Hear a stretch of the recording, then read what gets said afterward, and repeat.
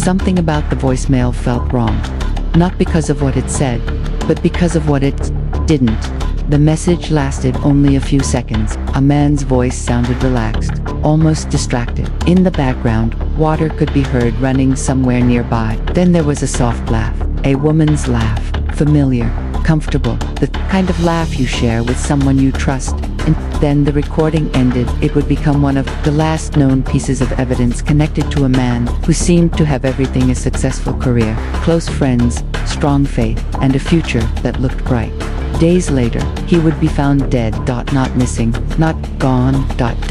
And the woman whose laughter echoed faintly through that voicemail would become one of the most infamous names in modern criminal history. Because by the time investigators uncovered what really happened inside that house, they weren't just looking at a murder, they were looking at obsession. Travis Alexander was the kind of person people naturally gravitated toward. He was charismatic, ambitious, and endlessly optimistic. Friends described him as someone who could walk into a room full of strangers and leave with a dozen new friends. His life hadn't always been easy. He'd overcome poverty, instability, and hardship growing up. But instead of becoming bitter, he built a life around self-improvement and faith. To those around him, he represented resilience. The future seemed to be opening wider for him every year. He was traveling, succeeding professionally, and talking openly about marriage and family. On the surface, everything looked perfect. Then there was Jodi Arias. When they met at a conference, there was immediate chemistry. Friends noticed it instantly. She was intelligent, attractive, and seemed completely captivated by Travis. The connection moved fast. Calls stretched late into the night. Messages became constant. Within a short time, they were deeply involved with one another. To outsiders, it looked like the beginning of a passionate romance. But beneath the excitement, small cracks were already beginning to form. Tiny moments that felt insignificant at the time. Little signs that one person might be falling much harder than the other. The relationship burned intensely from the beginning. But intensity isn't always love. Sometimes it's something far more dangerous. Travis enjoyed the attention and affection, but friends noticed a growing imbalance. Jodi seemed to center her entire world around him. Her moods rose and fell depending on his approval. When he was happy with her, she felt secure. When he pulled away, even slightly, she appeared devastated. Conversations became arguments. Arguments became emotional storms. Yet somehow, they always found their way back to each other. As months passed, Travis began confiding in friends about concerns he didn't openly discuss with Jodi. He described feeling trapped. There were stories about jealousy, monitoring, and possessiveness. Friends recalled him mentioning strange incidents and unexpected appearances, suspicious behavior, moments that left him uneasy. Nothing dramatic enough to call the police. Nothing that seemed like a direct threat. Just a growing feeling that something wasn't right. Meanwhile, Jodi appeared determined to prove she belonged in his life forever, no matter how many obstacles stood in her way. Eventually, the relationship ended, at least officially. Travis wanted distance. He wanted freedom. He wanted to move forward. But breakups aren't always clean, especially when emotions remain tangled. Despite separating, they continued communicating. They still spoke. They still saw each other. They still crossed boundaries. Neither seemed able to maintain. Every attempt at closure somehow reopened the door again. Friends watched the situation with increasing concern. Travis would complain about the chaos, then reconnect with her days later. He'd talk about moving on, then answer late-night calls. The cycle repeated endlessly. Meanwhile, Jodi's attachment appeared stronger than ever. She relocated closer to him. She remained deeply involved in his life. Even after the relationship had supposedly ended, she never seemed truly gone. It was as if she existed just outside the frame, always nearby, always waiting. Around this time, Travis began discussing another woman. Friends noticed a change in him. He seemed hopeful again, excited. He talked about future possibilities and serious commitment. The prospect of marriage no longer felt distant. For the first time in a long time, people around him believed he might finally escape the emotional turbulence that had followed his relationship with Jodi. But while Travis looked ahead, Jodi appeared unable to let go of the past. Those closest to the situation described a growing tension. Conversations became strained. Feelings became complicated. There were moments where she seemed accepting, only for old emotions to resurface again. The deeper Travis moved toward a future without her, the more unpredictable everything seemed to become, like pressure quietly building beneath the surface of the earth before anyone realizes an earthquake is coming. Then came a series of events that would later seem impossible to ignore. Strange incidents, missing tires, unexpected appearances, stories that felt bizarre enough to dismiss individually but unsettling when viewed together. At the time, they were simply fragments, small details scattered across different conversations. Nobody understood how significant they might become later.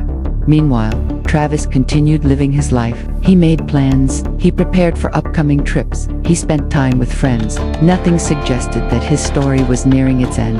Yet some people later recalled subtle changes in his behavior. Moments where he seemed uneasy, moments where he appeared exhausted by the emotional complexity surrounding him. Looking back, those memories carried a different weight, because hindsight often transforms ordinary moments into warnings nobody recognized in time.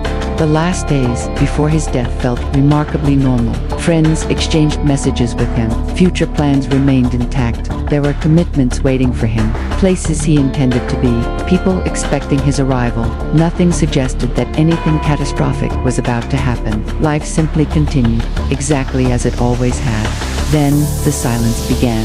At first, nobody panicked. Adults miss calls, they become busy, they travel. Days pass, but the silence continued longer than usual. Messages went unanswered. Friends couldn't reach him. Concerns slowly replaced inconvenience. Something felt wrong, deeply wrong, the kind of feeling that settles into your stomach before your mind can explain it. When friends finally entered Travis's home, the scene they discovered shattered any hope that there was a harmless explanation. The house itself appeared strangely quiet, almost frozen, yet there was an overwhelming sense that something terrible had happened there, something violent, something final.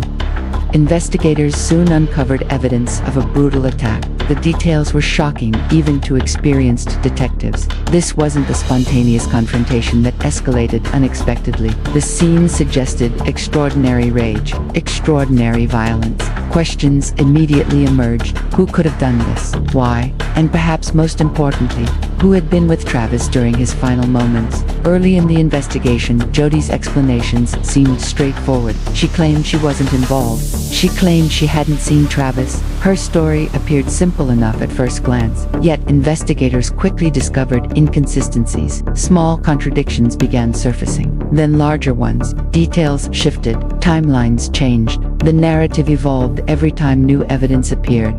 The turning point came from an unexpected source, a camera inside the home. Investigators discovered photographs, images that should never have existed, images capturing moments from the day Travis died. At first, the photographs appeared ordinary, casual, innocent.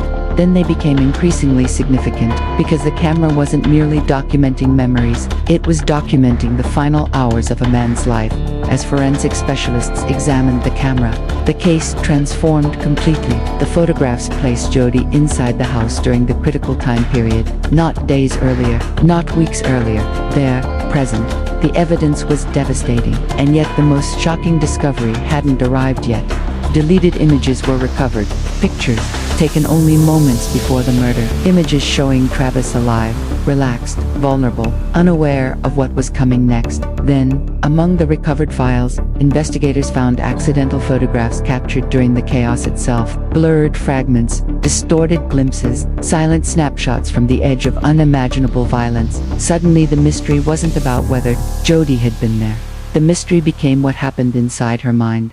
As pressure mounted, Jodi's story changed again. She admitted being present but claimed unknown intruders committed the murder. Later, that version collapsed. Then, another explanation emerged: self-defense. Each new account contradicted the last. Investigators and prosecutors argued that the evidence pointed toward something far darker, a calculated act driven by rejection, resentment, and obsession.